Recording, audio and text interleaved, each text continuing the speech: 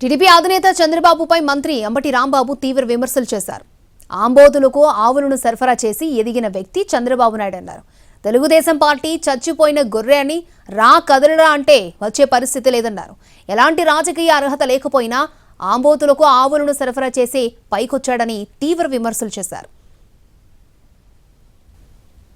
ఆయన గుర్తు రావాల్సింది ఏంటంటే ఆంబోతులకు ఆవుల్ని సప్లై చేసి రాజకీయాల్లో ఎదిగినటువంటి వ్యక్తి నారా చంద్రబాబు నాయుడు గారు.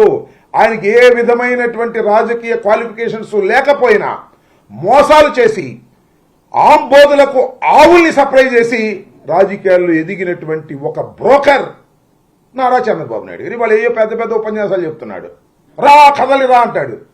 ఎక్కడ వచ్చేది కదిలి వచ్చేది? రా అంటే ఎవరు వస్తారు? కదలడం అంటే ఎవరు వస్తారు?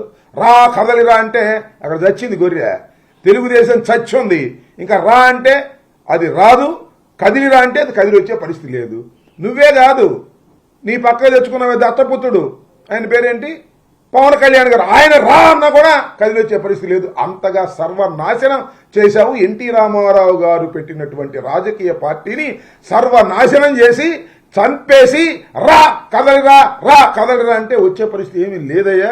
నువ్వు మీ అబ్బాయి సర్వనాశనం చేశారు ఆ పార్టీని.